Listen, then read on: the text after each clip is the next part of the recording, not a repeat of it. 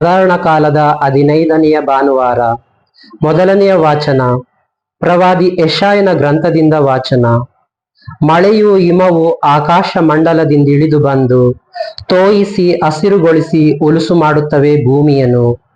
ಬಿತ್ತುವವನಿಗೆ ಬೀಜ, ಉಣ್ಣುವವನಿಗೆ ಆಹಾರ ಒದಗಿಸದೆ ಹಿಂದಿರುಗಿ ಬರುವುದಿಲ್ಲ, ಅವು ಸುಮ್ಮನೆ ಬಂದಲ್ಲಿಗೆ. ಅಂತೆಯೇ ನನ್ನ ಬಾಯಿಂದ ಹೊರಡುವ ಮಾತು ನನ್ನ ಇಷ್ಟಾರ್ಥವನ್ನು ನೆರವೇರಿಸದ ಹೊರತು, ನನ್ನ ಉದ್ದೇಶವನ್ನು ಕೈಗೂಡಿಸದ ಹೊರತು ನನ್ನ ಬಳಿಗೆ ವ್ಯರ್ಥವಾಗಿ ಹಿಂದಿರುಗದು. ಪ್ರಭುವಿನ ವಾಕ್ಯ.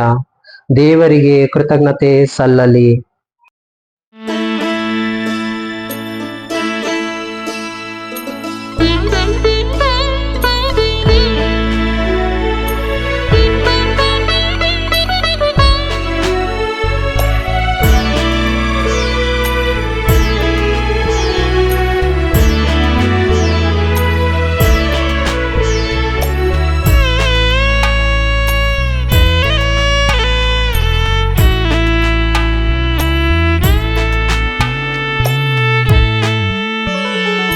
ಕೆಲವು ಬೀಜಗಳು ಹದವಾದ ಭೂಮಿಯಲ್ಲಿ ಬಿತ್ತು ಫಲವ ಕೊಟ್ಟವು, ಬಿತ್ತು ಫಲವ ಕೊಟ್ಟವು.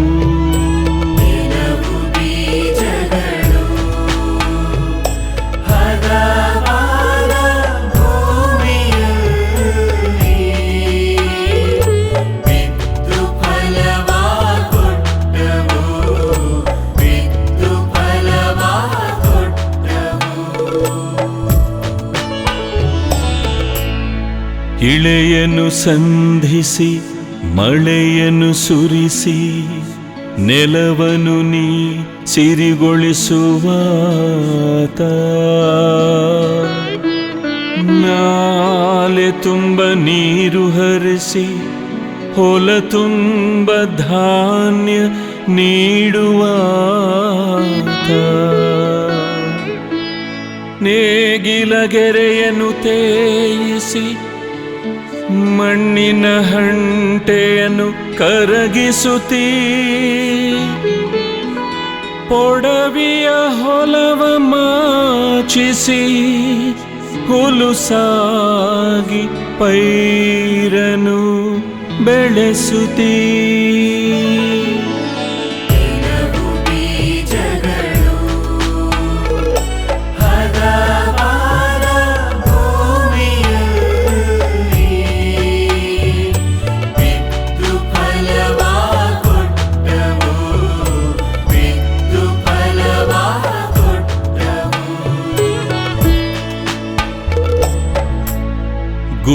ಗುಡ್ಡಗಾಡುಗಳು ಶೋಭಿಸುತ್ತಿವೆ ಹರ್ಷಾಡಂಬರದಿಂದ.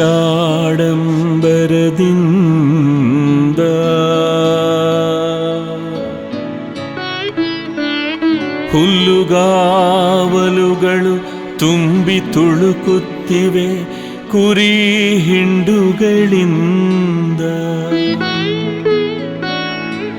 ಕಣಿವೆ ಕಂದರಗಳಿದು ಕಂಗೊಳಿಸುತ್ತಿವೆ ತೆನೆ ಕಾಳುಗಳಿಂದ.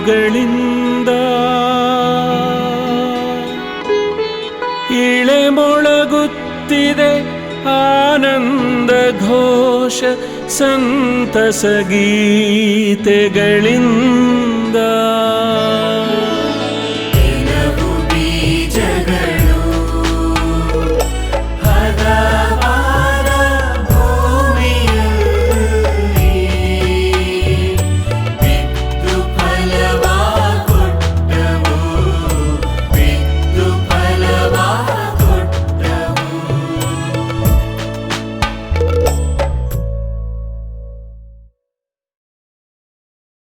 ಎರಡನೆಯ ವಾಚನ ಪೌಲನು ರೋಮನರಿಗೆ ಬರೆದ ಪತ್ರದಿಂದ ವಾಚನ. ಸಹೋದರರೇ, ಇಂದಿನ ಕಾಲದಲ್ಲಿ ನಾವು ಅನುಭವಿಸುತ್ತಿರುವ ಕಷ್ಟ ಸಂಕಷ್ಟಗಳು ಮುಂದೆ ನಮಗೆ ಪ್ರತ್ಯಕ್ಷವಾಗಲಿರುವ ಮಹಿಮೆಯೊಂದಿಗೆ ಹೋಲಿಸುವುದಕ್ಕೂ ಬಾರದವುಗಳೆಂದು ನಾನು ಎಣಿಸುತ್ತೇನೆ. ದೇವರ ಮಕ್ಕಳ ಮಹಿಮೆಯು ಯಾವಾಗ ಪ್ರತ್ಯಕ್ಷವಾದೀತೋ ಎಂದು ಸೃಷ್ಟಿ ಸಮಸ್ತವು ಬಹು ಉತ್ಸುಕತೆಯಿಂದ ಎದುರು ನೋಡುತ್ತಿದೆ. ಸರ್ವ ಸೃಷ್ಟಿಯು ನಿರಾಕತೆಯ ಒಳಗಾಯಿತು. ಇದು ಅದರ ಸ್ವಂತ ಇಚ್ಛೆಯಿಂದಲ್ಲ, ದೇವರ ಇಚ್ಛೆಯಿಂದಲೇ ಆಯಿತು. ಆದರೂ ಸೃಷ್ಟಿಗೆ ನಿರೀಕ್ಷೆ ಹೊಂದಿದೆ. ಅದೇನೆಂದರೆ, ಸೃಷ್ಟಿಯೂ ಸಹ ವಿನಾಶ ವಿಧಿಯಿಂದ ಬಿಡುಗಡೆಯಾಗಿ ದೇವರ ಮಕ್ಕಳ ಮಹಿಮಾಯುತ ಸ್ವಾತಂತ್ರ್ಯದಲ್ಲಿ ಪಾಲುಗೊಳ್ಳುತ್ತದೆ ಎಂಬುದೇ. ಸೃಷ್ಟಿ ಸಮಸ್ತವು ಇಂದಿನವರೆಗೆ ನರಳುತ್ತಾ ಪ್ರಸವ ವೇದನೆ ಪಡುತ್ತಾ ಇದೆ ಎಂಬುದು ನಮಗೆ ತಿಳಿದಿದೆ. ಸೃಷ್ಟಿ ಮಾತ್ರವಲ್ಲ, ದೇವರ ಕೃಪಾವರಗಳಲ್ಲಿ ಪ್ರಥಮ ಫಲವಾಗಿ ಪವಿತ್ರಾತ್ಮ ಅವರನ್ನೇ ಪಡೆದಿರುವ ನಾವು ಸಹ ನಮ್ಮೊಳಗೆ ನರಳುತ್ತಿದ್ದೇವೆ. ದೇವರ ಮಕ್ಕಳಿಗೆ ದೊರೆಯುವ ಸೌಭಾಗ್ಯವನ್ನು, ನಮ್ಮ ಸಂಪೂರ್ಣ ವಿಮೋಚನೆಯನ್ನು ನಿರೀಕ್ಷಿಸುತ್ತಿದ್ದೇವೆ. ಪ್ರಭುವಿನ ವಾಕ್ಯ. ದೇವರಿಗೆ ಕೃತಜ್ಞತೆ ಸಲ್ಲಲಿ. ಘೋಷಣೆ. Alleluia, alleluia. ನನ್ನ ಕುರಿಗಳಾದರೋ ನನ್ನ ಸ್ವರವನ್ನು ಗುರುತಿಸುತ್ತವೆ. ನಾನು ಅವನ್ನು ಬಲ್ಲೆನು, ಅವು ನನ್ನನ್ನು ಹಿಂಬಾಲಿಸುತ್ತವೆ. ಅಲ್ಲೆಲೂಯ. ಮತ್ತಾಯರು ಬರೆದ ಪವಿತ್ರ ಶುಭ ಸಂದೇಶದಿಂದ ವಾಚನ. ಆ ಕಾಲದಲ್ಲಿ ಯೇಸು ಮನೆಯಿಂದ ಹೊರಟು ಸರೋವರದ ತೀರದಲ್ಲಿ ಕುಳಿತಿದ್ದರು. ಜನರು ತಂಡೋಪತಂಡವಾಗಿ ಕೂಡಿ ಬಂದುದರಿಂದ ದೋಣಿ ಹತ್ತಿ ಕುಳಿತುಕೊಳ್ಳಬೇಕಾಯಿತು. ಜನರು ದಡದಲ್ಲೇ ನಿಂತರು. ಆಗ ಯೇಸು ಅವರಿಗೆ ಅನೇಕ ವಿಷಯಗಳನ್ನು ಸಾಮತಿಯ ರೂಪದಲ್ಲಿ ಹೇಳಿದರು. ಒಬ್ಬ ರೈತ ಬಿತ್ತುವುದಕ್ಕೆ ಹೋದ. ಬಿತ್ತನೆ ಮಾಡುತ್ತಿದ್ದಾಗ ಕೆಲವು ಬೀಜಗಳು ಕಾಲ್ದಾರಿಯಲ್ಲಿ ಬಿದ್ದವು. ಬಿದ್ದದ್ದೇ ಹಕ್ಕಿಗಳು ಬಂದು ಆ ಬೀಜವನ್ನು ತಿಂದು ಬಿಟ್ಟವು. ಬೇರೆ ಕೆಲವು ಬೀಜಗಳು ಹೆಚ್ಚು ಮಣ್ಣಿಲ್ಲದ ಕಲ್ಲು ನೆಲದ ಮೇಲೆ ಬಿದ್ದವು. ಅಲ್ಲಿ ಮಣ್ಣು ತೆಳ್ಳಗಿದ್ದುದರಿಂದ ಅವು ಬೇಗನೆ ಮೊಳೆತವು. ಆದರೆ ಬಿಸಿಲೇರಿದಾಗ ಬಾಡಿದವು. ಬೇರು ಬಲವಾಗಿಲ್ಲದ ಕಾರಣ ಒಣಗಿ ಹೋದವು. ಮತ್ತೆ ಕೆಲವು ಬೀಜಗಳು ಮುಳ್ಳು ಪೊದೆಗಳ ನಡುವೆ ಬಿದ್ದವು. ಆ ಪೊದೆಗಳು ಸಸ್ಯಗಳ ಸಮೇತ ಬೆಳೆದು ಅವುಗಳನ್ನು ಅಡಗಿಸಿ ಬಿಟ್ಟವು.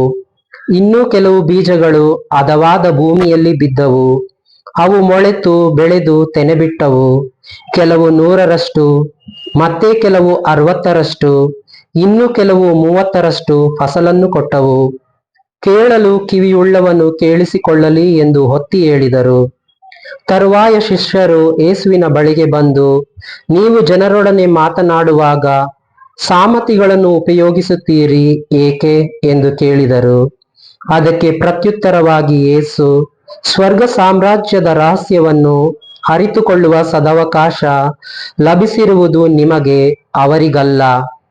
ಉಳ್ಳವನಿಗೆ ಇನ್ನೂ ಹೆಚ್ಚಾಗಿ ಕೊಡಲಾಗುತ್ತದೆ, ಅವನು ಸಮೃದ್ಧನಾಗುತ್ತಾನೆ.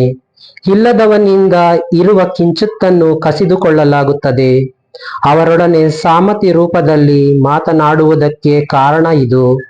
ಅವರು ಕಣ್ಣಾರೆ ನೋಡಿದರೂ ಕಾಣುವುದಿಲ್ಲ, ಕಿವಿಯಾರೆ ಕೇಳಿದರೂ ಕಿವಿಗೊಡುವುದಿಲ್ಲ, ಗ್ರಹಿಸುವುದೂ ಇಲ್ಲ. ಪ್ರವಾದಿ ಯೆಶಾಯನ ಈ ಪ್ರವಚನ ಅವರಲ್ಲಿ ಈಡೇರುತ್ತದೆ. ಕೇಳಿ ಕೇಳಿಯೂ ಗ್ರಹಿಸರು, ನೋಡಿ ನೋಡಿಯೂ ಕಾಣರು. ಈ ಜನರ ಹೃದಯ ಕಲ್ಲಾಗಿದೆ, ಕಿವಿ ಮಂದವಾಗಿದೆ, ಕಣ್ಣು ಮಬ್ಬಾಗಿದೆ. ಇಲ್ಲದಿದ್ದರೆ ಇವರ ಕಣ್ಣು ಕಾಣುತ್ತಾ, ಕಿವಿ ಕೇಳುತ್ತಾ, ಹೃದಯ ಗ್ರಹಿಸುತ್ತಾ ನನ್ನತ್ತ ತಿರುಗುತ್ತಿದ್ದರು. ದೇವರಾದ ನಾನಿವರನ್ನು ಸ್ವಸ್ಥಪಡಿಸುತ್ತಿದ್ದೆನು. ನೀವಾದರೋ ಭಾಗ್ಯವಂತರು. ನಿಮ್ಮ ಕಣ್ಣುಗಳು ಕಾಣುತ್ತವೆ, ಕಿವಿಗಳು ಕೇಳುತ್ತವೆ. ಎಷ್ಟೋ ಪ್ರವಾದಿಗಳು ಹಾಗೂ ಸತ್ಪುರುಷರು ನೀವು ನೋಡುವುದನ್ನು ನೋಡುವುದಕ್ಕೂ ಕೇಳುವುದನ್ನು ಕೇಳುವುದಕ್ಕೂ ಅಪೇಕ್ಷಿಸಿದರು, ಆದರೆ ಅವರು ನೋಡಲೂ ಇಲ್ಲ, ಕೇಳಲೂ ಇಲ್ಲ ಎಂಬುದು ನಿಮಗೆ ತಿಳಿದಿರಲಿ. ಈಗ ಬಿತ್ತುವವನ ಸಾಮತಿಯ ಅರ್ಥವನ್ನು ಕೇಳಿ. ಒಬ್ಬನು ಶ್ರೀ ಸಾಮ್ರಾಜ್ಯದ ಸಂದೇಶವನ್ನು ಕೇಳಿ ಅದನ್ನು ಗ್ರಹಿಸದೆ ಹೋದರೆ ಕೇಡಿಗನು ಬಂದು ಅವನ ಹೃದಯದಲ್ಲಿದ್ದ ಬಿತ್ತಿದ ಬೀಜವನ್ನು ತೆಗೆದೆಸೆಯುತ್ತಾನೆ. ಇವನು ಕಾಲ್ದಾರಿಯಲ್ಲಿ ಬಿದ್ದ ಬೀಜವನ್ನು ಹೋಲುತ್ತಾನೆ. ಬೇರೊಬ್ಬನು ಈ ಸಂದೇಶವನ್ನು ಕೇಳಿದ ಕೂಡಲೇ ಅದನ್ನು ಸಂತೋಷದಿಂದ ಸ್ವೀಕರಿಸುತ್ತಾನೆ. ಆದರೆ ಅದು ತನ್ನಲ್ಲಿ ಬೇರೂರದ ಕಾರಣ ಸ್ವಲ್ಪ ಕಾಲ ಮಾತ್ರ ಇದ್ದು ಸಂದೇಶದ ನಿಮಿತ್ತ ಕಷ್ಟ ಕೋಟಲೆಗಳು ಬಂದೊದಗಿದಾಗ ಕೂಡಲೇ ಎಡವಿ ಬೀಳುತ್ತಾನೆ. ಇವನು ಕಲ್ಲು ನೆಲದ ಮೇಲೆ ಬಿದ್ದ ಬೀಜವನ್ನು ಹೋಲುತ್ತಾನೆ. ಇನ್ನೊಬ್ಬನು ಸಂದೇಶವನ್ನೇನೋ ಕೇಳುತ್ತಾನೆ, ಆದರೆ ಪ್ರಾಪಂಚಿಕ ಚಿಂತನೆಗಳು, ಐಶ್ವರ್ಯದ ವ್ಯಾಮೋಹಗಳು ಆ ಸಂದೇಶವನ್ನು ಫಲಬಿಡದಂತೆ ಅದುಮಿ ಬಿಡುತ್ತವೆ. ಇವನು ಮುಳ್ಳು ಪೊದೆಗಳಲ್ಲಿ ಬಿದ್ದ ಬೀಜವನ್ನು ಹೋಲುತ್ತಾನೆ. ಇನ್ನೊಬ್ಬನು ವಾಕ್ಯವನ್ನು ಕೇಳುತ್ತಾನೆ, ಗ್ರಹಿಸಿಕೊಳ್ಳುತ್ತಾನೆ, ಫಲಪ್ರದನಾಗಿ 100ರಷ್ಟು, 60ರಷ್ಟು, 30ರಷ್ಟು ಫಲ ಕೊಡುತ್ತಾನೆ. ಇವನು ಹದವಾದ ಭೂಮಿಯಲ್ಲಿ ಬಿದ್ದ ಬೀಜವನ್ನು ಹೋಲುತ್ತಾನೆ ಎಂದರು. ಪ್ರಭುವಿನ ಶುಭ ಸಂದೇಶ. ಕ್ರಿಸ್ತರೇ, ನಿಮಗೆ ಸ್ತುತಿ ಸಲ್ಲಲಿ.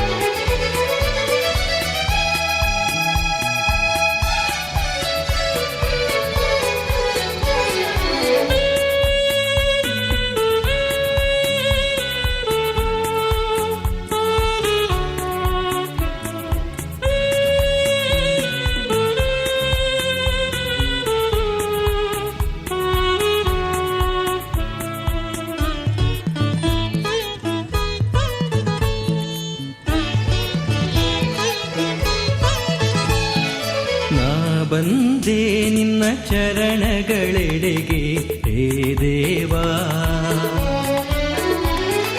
ನಾ ತಂದೆ ನನ್ನ ಸರ್ವಸ್ವವ ನಿನಗೆ ದೇವಾ. ನಾ ಬಂದೆ ನಿನ್ನ ಚರಣಗಳೆಡೆಗೆ ಹೇ ದೇವಾ, ನಾ ತಂದೆ ನನ್ನ ಸರ್ವಸ್ವವ ನಿನಗೆ ದೇವಾ.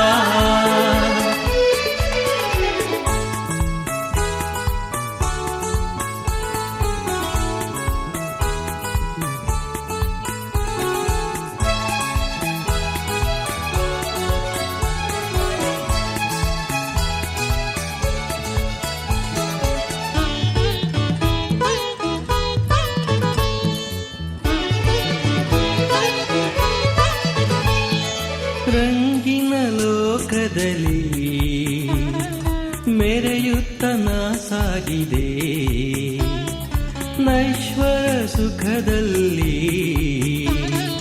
ಹಕ್ಕಿಯಂತೆ ಹಾರಾಡಿದೆ. ರೆಕ್ಕೆಗಳು ಮುರಿದು ನೆಲ ಕಪ್ಪಳಿಸಿ ನಿನ್ನ ನರಸಿ ಬಂದೆ ನನ್ನ ಹೇ ದೇವಾ. ರೆಕ್ಕೆಗಳು ಮುರಿದು ನೆಲ ಕಪ್ಪಳಿಸಿ ನಿನ್ನ ನರಸಿ ಬಂದೆ ನನ್ನ ಹೇ ದೇವಾ. ನಾ ಬಂದೆ ನಿನ್ನ ಚರಣಗಳೆಡೆಗೆ ಹೇ ದೇವಾ,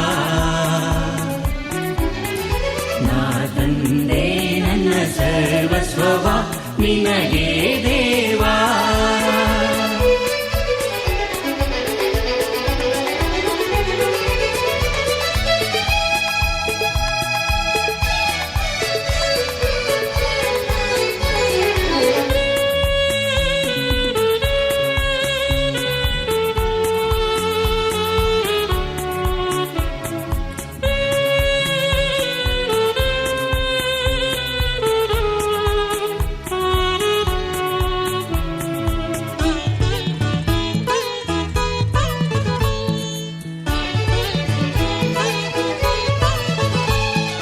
ಸ್ವಾರ್ಥದ ಸಾಗರದಿ ಮೀನಂತೆ ಜಾಡಿದೆ, ಇಹಲೋಕ ಸುಖದಲ್ಲಿ ನಿನ್ನನ್ನು ನಾ ಮರೆತೆ. ಆ ಸುಖವೆಲ್ಲ ದುಃಖವ ತರಲು ನಿನ್ನ ನರಸಿ ಬಂದೆ ನನ್ನ ಹೇ ದೇವಾ. ಆ ಸುಖವೆಲ್ಲ ದುಃಖವ ತರಲು ನಿನ್ನ ನರಸಿ ಬಂದೆ ನನ್ನ ಹೇ ದೇವಾ. ನಾ ಬಂದೆ ನಿನ್ನ ಚರಣಗಳೆಡೆಗೆ ಹೇ ದೇವಾ, ನಾ ತಂದೆ ನನ್ನ ಸರ್ವಸ್ವವ ನಿನಗೆ ದೇವಾ. ನಾ ಬಂದೆ ನಿನ್ನ ಚರಣ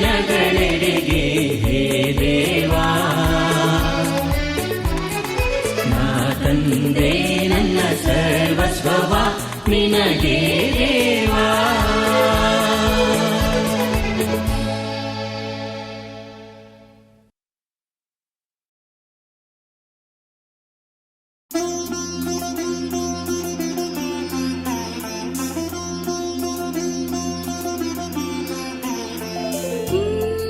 ಆದಿಯಲ್ಲಿ ಎಲ್ಲೆಡೆ ಬರೀ ಶೂನ್ಯವೇ ತುಂಬಿತ್ತು, ಕತ್ತಲು ಎಲ್ಲೆಲ್ಲೂ ಕಾರ್ಗತ್ತಲು. ವಾಣಿಯೊಂದು ಈ ಅಂಧಕಾರವನ್ನು ಛೇದಿಸಿ ಎಲ್ಲವನ್ನೂ ಸೃಷ್ಟಿಸಿತು. ಆ ದಿವ್ಯವಾಣಿ ನಾನೇ.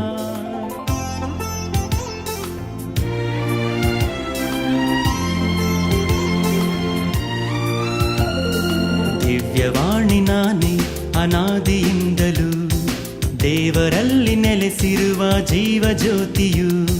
ಜ್ಯೋತಿಯನ್ನು ತೊರೆದ ಪಾಪಿ ಮನುಜಗೆ ಜೀವ ತೆತ್ತು ರಕ್ಷೆಯಿತ್ತ ಸತ್ಯವಾರ್ತೆಯು. ದಿವ್ಯವಾಣಿ ನಾನೇ ಅನಾದಿಯಿಂದಲೂ, ದೇವರಲ್ಲಿ ನೆಲೆಸಿರುವ ಜೀವ ಜ್ಯೋತಿಯು. ಜ್ಯೋತಿಯನ್ನು ತೊರೆದ ಪಾಪಿ ಮನುಜಗೆ ಜೀವ ತೆತ್ತು ರಕ್ಷೆಯಿತ್ತ ಸತ್ಯವಾರ್ತೆಯು. ನಾನೇ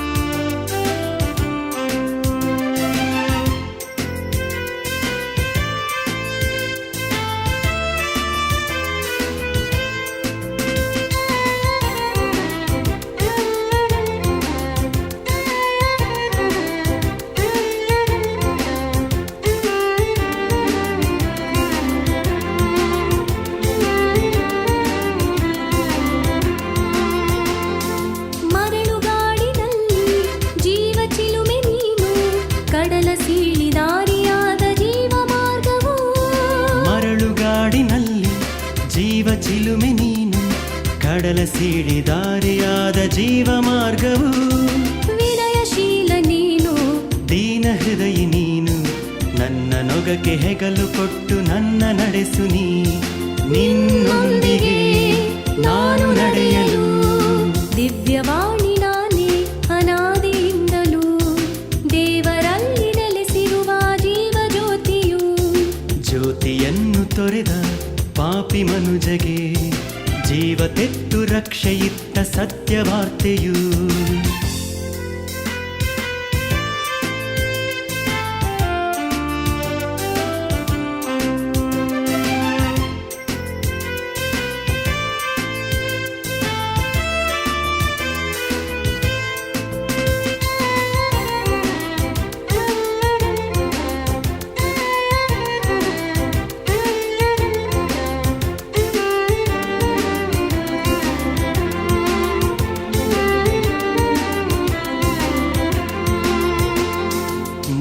ಗೆಸೆದ ಕಲ್ಲು ನನ್ನ ಹುಡುಕಿ ತೆಗೆದೆ, ಪಿತನ ಚಿತ್ತ ಹೊತ್ತು ತಂದು ನನ್ನ ಹರಸಿದೆ.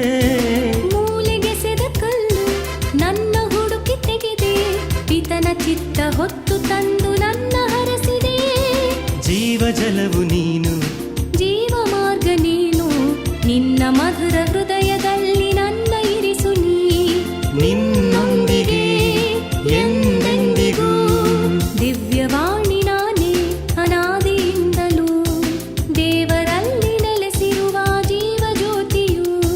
ಜ್ಯೋತಿಯನ್ನು ತೊರೆದ ಪಾಪಿ ಮನುಜಗೆ ಜೀವ ತೆತ್ತು ರಕ್ಷೆಯಿತ್ತ ಸತ್ಯವಾರ್ತೆಯು. ದಿವ್ಯವಾಣಿ ನಾನೇ ಅನಾದಿಯಿಂದಲೂ, ದೇವರಲ್ಲಿ ನೆಲೆಸಿರುವ ಜೀವ ಜ್ಯೋತಿಯು. ಜ್ಯೋತಿಯನ್ನು ತೊರೆದ ಪಾಪಿ ಮನುಜಗೆ ಜೀವ ತೆತ್ತು ರಕ್ಷೆಯಿತ್ತ ಸತ್ಯವಾರ್ತೆಯು. ನಾನೇ ಜೀವ, ನಾನೇ ಮಾರ್ಗ, ನಾನೇ ಸತ್ಯ, ನಾನೇ ಜೀವ, ನಾನೇ ಮಾರ್ಗ, ನಾನೇ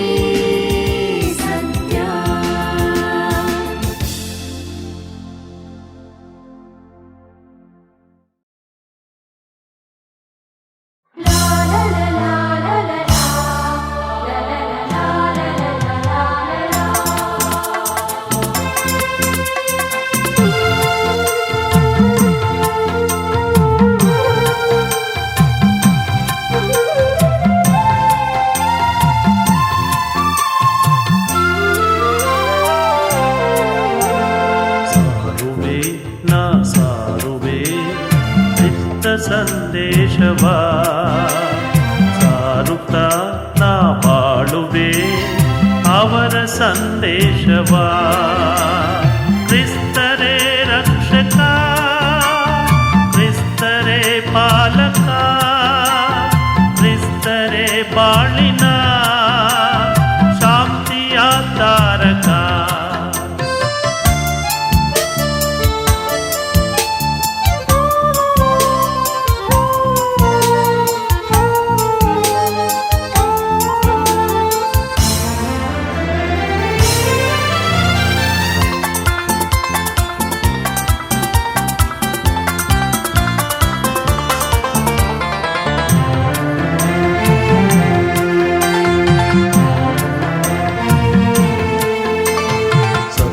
ಪಥವನ್ನು ಹಿಡಿದು ನಾನದು ನಿನ್ನ ಶರಣಾಗುವೆ.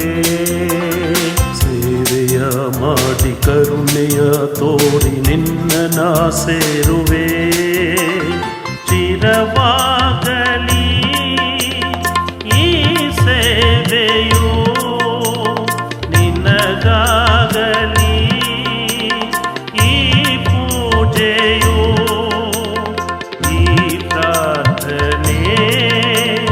ನೆರವೇರಲಿ ನಿನ್ನ ಸರೇ ನನಗಾಗಲಿ.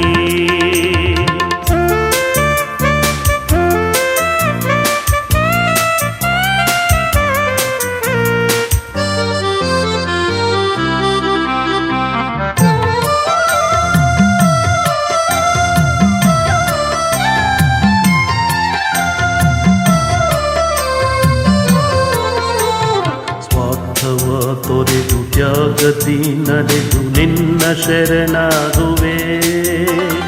ದ್ವೇಷವ ಅಳಿಸಿ ಪ್ರೀತಿಯ ಧರಿಸಿ ಮುಂದೆ ನಾ ಸಾಗುವೆ.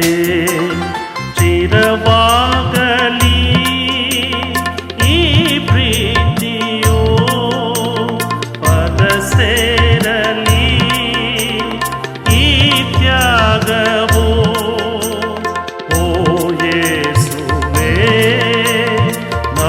ಬೇರುವೆ ಅರಸೆಮ್ಮನು ಎಂದೆಂದಿಗೂ ಸಾರುವೆ ನಾ ಸಾರುವೆ ಕ್ರಿಸ್ತ ಸಂದೇಶ.